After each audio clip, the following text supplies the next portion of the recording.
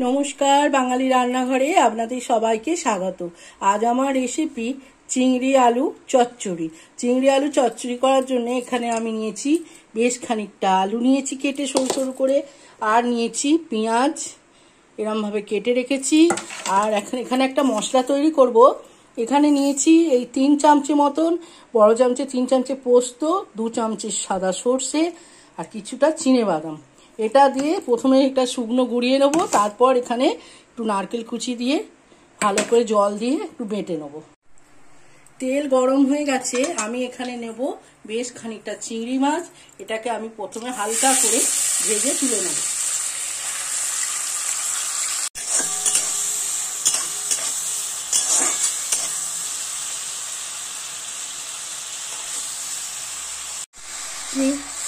চিংড়িটা আমি সামান্য ভেজে নিয়েছি। এখানে দেবো একটা শুকনো লঙ্কা আর দেবো বেশ কিছুটা কালো জিরে। দেওয়ার পর এখানে আমি একে একে আলুগুলো দিয়ে দেবো। এখানে দিলাম আলু, বেশ খানিকটা আলু নিয়েছি, আর এটা সম্পূর্ণ ভাপে হবে। আর এখানে নেব খানিকটা পেঁয়াজ। এরপর আমি এটাকে ভালো করে নাড়াচাড়া করব। এবার এখানে আমি দেব হলুদ আর সামান্য একটু লবণ দিয়ে এটাকে আমি ভাপে হতে দেবো। এখানে দিলাম হলুদ আর লবণ। এবার আমি এটাকে পুরো ঢাকা চাপা দিয়ে রান্না করব। 5 মিনিট মতন এটা আমি ঢাকা চাপা দিয়ে রান্না হতে দেবো।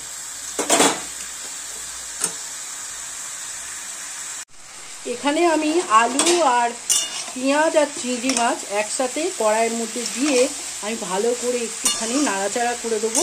আর ভাপে আমি এটা কিছুক্ষণ রাখবো, ওই 3 মিনিট মতো ভাপে ঢাকা চাপা দিয়ে রান্না হতে দেবো। 3 মিনিট পর আমি ফিরে এলাম, চাপা খুললাম। এখানে যেটা দিতে হবে বেশ খানিকটা কাঁচা লঙ্কা, এটা কাঁচা লঙ্কার উপরে হবে, আর 2টো মাঝারি সাইজের টমেটো। এবার এটাকে দিয়ে আমি আরও কিছুক্ষণ এটা ভাপে হতে দেবো। আমি যে মশলাটা আমি বেটে রেখেছিলাম আপনাদের দেখিয়েছি, সেই মশলাটা আমি এর মধ্যে দিয়ে দিয়েছি। দেওয়ার পর আমি কিছুক্ষণ রেখে এটাকে আমি রান্না হতে দেবো।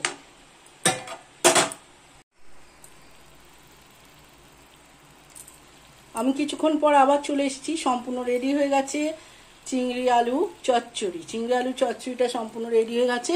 আর আমি এখানে দেবো একটুখানি সর্ষের তেল। আপনারা এই রান্নাটা একবার বানিয়ে খেয়ে দেখবেন, গরম গরম ভাতে খুব ভালো লাগে, আবার রুটির সাথেও খাওয়া যায়। যদি ভালো লাগে একটা লাইক শেয়ার কমেন্টের জন্য অনুরোধ রইল। চ্যানেলটা সাবস্ক্রাইব করবেন যাতে নতুন নতুন রেসিপিগুলো আপনাদের কাছে পৌঁছাতে পারে। ভালো থাকবেন, সুস্থ থাকবেন, ভালো খাবার খাবেন।